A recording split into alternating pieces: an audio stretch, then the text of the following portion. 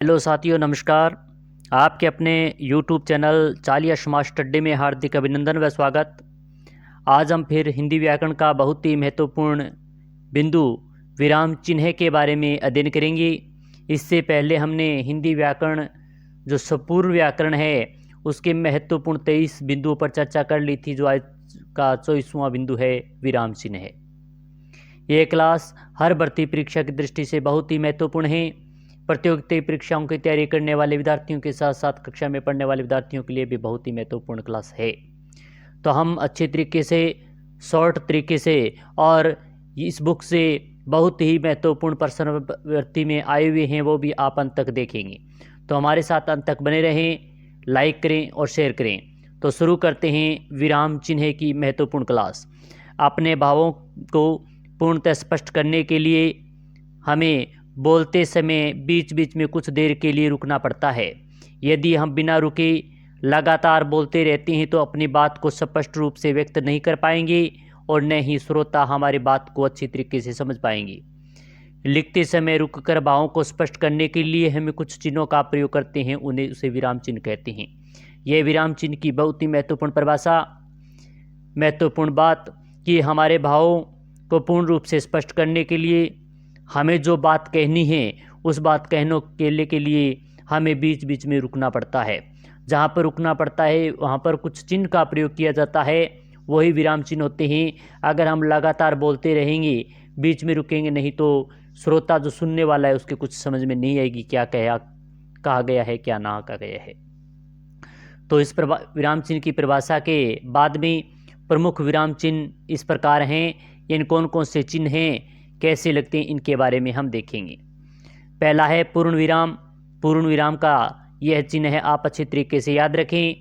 सामान्य वाक्य को पूरा होने पर पूर्ण विराम चिन्ह लगा दिया जाता है। जैसे मैं कल नाना के घर जाऊंगा, तो यह पूर्ण विराम चिन्ह लग गया, यानी ये बात पूरी हो गई कि मैं कल नाना के घर जाऊंगा, तो वहाँ पर पूर्ण विराम चिन्ह लगता है। ये जो खड़ी लाइन दी हुई है यही विराम चिन्ह है। दूसरा देखें अल्प विराम, जो छोटा सा चिन्ह ये लगाया गया है यह अल्प विराम का है। लिखते समय जब हम बहुत कम देर के लिए रुकना होता है तब अल्प विराम चिन्ह लगाया जाता है। यानी अल्प विराम चिन्ह कहाँ लगता है, जहाँ थोड़ा बहुत रुकना पड़ता है। जैसे बाग में गुलाब, गेंदा, जूही तथा गुड़हल के फूल खिले थे, तो हमने गुलाब के बाद में गेंदा और जूही के बाद में थोड़ा रुकना पड़ा, तो यहाँ पर अल्प विराम चिन्ह लगा है। अब तीसरा देखें महत्वपूर्ण चिन्ह अर्धविराम, कई बार भर्ती परीक्षा में पूछा गया है। यह चिन्ह आप अच्छी तरीके से याद रखें, यह अर्धविराम चिन्ह है। जब पूर्ण विराम के से भी कम व अल्प विराम से अधिक देर के लिए रुकना होता है, यानी पूर्ण विराम होता है उससे तो कम, मगर अल्प विराम से अधिक यानी थोड़ा ज़्यादा रुकना पड़ता होता है, वहाँ अर्धविराम चिन्ह का प्रयोग किया जाता है। जैसे पहले मुझे घर कार्य करना है, फिर जूडो और कराटे की कक्षा में जाना है। तो यहाँ एक छात्र के द्वारा जो इस बात को कहा गया, इसमें यानी पूर्ण विराम से तो कम रुका मगर अल्प विराम से देर ज़्यादा रुका, तो वहाँ पर अर्धविराम चिन्ह हुआ। जैसे पहले मुझे गृह कार्य करना है, फिर जूडो और कराटे की कक्षा में जाना है, तो यहाँ पर जो चिन्ह लगाया गया वो अर्धविराम चिन्ह था। ये जो चित्र के माध्यम से समझाया गया कि एक विद्यार्थी पहले गृह कार्य कर रहा है, विद्यार्थी कहता है कि बाद में मुझे जूडो और कराटे की क्लास में भी जाना है। प्रश्नवाचक चिन्ह कहाँ लगता है देखते हैं, और प्रश्नवाचक चिन्ह तो आप सभी को मालूम ही है कहाँ पर लगता है, कैसे होता है। यानी जिस वाक्य में प्रश्न पूछा जाता है उसके अंत में प्रश्नवाचक चिन्ह लगाया जाता है। जैसे खिड़की से कौन झांक रहा है, यानी प्रश्न पूछा जाता है कि खिड़की से कौन झांक रहा है, तो यहाँ पर प्रश्नवाचक चिन्ह। जिसका उत्तर न मिले उससे पहले प्रश्नवाचक चिन्ह लगा दिया जाता है। पांचवा है विस्मयादि बोधक चिन्ह, जो आश्चर्यचकित के रूप में आप देखते हो, हर्ष, शोक, घृणा, प्रशंसा आदि आंतरिक भावों को व्यक्त करने वाले शब्दों के अंत में विस्मयादि बोधक चिन्ह का प्रयोग किया जाता है। जैसे छी छी, गंदे जूते से तुमने सारा फर्श गंदा कर दिया, इस प्रकार के जो चिन्ह है, छी छी, इस प्रकार के शब्दों के बाद में जो हर्ष हो, शोक हो, घृणा हो या प्रशंसा हो, इनके आगे जो चिन्ह लगाया जाता है वो विस्मयादिबोधक चिन्ह होता है। छठा है उद्धरण चिन्ह। ऐसे जो चिन्ह होते हैं वह उद्धरण चिन्ह होते हैं। ये चिन्ह उद्धरण चिन्ह दिए गए हैं किसी के कथन को ज्यों का त्यों लिखने के लिए दोहरे उद्धरण चिन्ह का प्रयोग किया जाता है तथा उपनाम, पुस्तकों के नाम व शीर्षक आदि में इकहरा उद्धरण चिन्ह का प्रयोग किया जाता है। जैसे अध्यापक ने कहा कल सभी बच्चों को अपनी अपनी फीस जमा करवा दें, तो यहाँ पर इस मैडम के द्वारा बच्चों को ये कहा गया कि अपनी अपनी फीस जमा करवा दें। तो इनमें जो कल है इसके आगे जो चिन्ह लगा हुआ है, क्राद इसके जो अंत में चिन्ह लगा हुआ है वह उद्धरण चिन्ह है। ये दोनों चिन्ह एक को इकहरा बोलते हैं, एक को दोहरा चिन्ह बोलते हैं। प्रेमचंद रचित गोदान, यह जो गोदान के आगे चिन्ह लगा हुआ है उद्धरण चिन्ह है।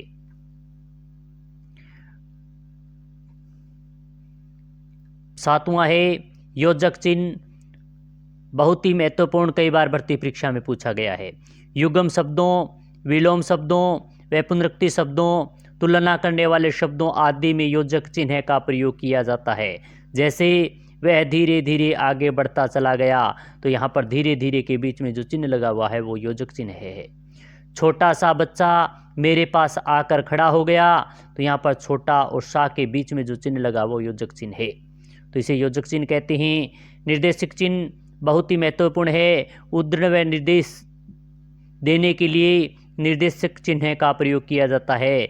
यह चिन्ह योजक चिन्ह से थोड़ा बड़ा होता है। जैसे किसी एक विषय पर अनुच्छेद लिखो, तो यानी ये जो चिन्ह दिया गया है यह योजक चिन्ह से थोड़ा बड़ा होता है।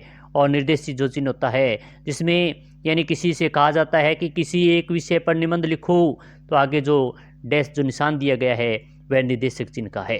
नौवां है लाघव चिन्ह, किसी शब्द को संक्षिप्त रूप से लिखने के लिए लाघव चिन्ह का प्रयोग किया जाता है। जैसे पंडित नाम पूरा न लिखकर पै लिख दिया, इस पर जो चिन्ह लगा हुआ है पै के आगे वह लाघव चिन्ह है। इसका पूरा देखें तो पंडित नेहरू भारत के प्रथम प्रधानमंत्री थे।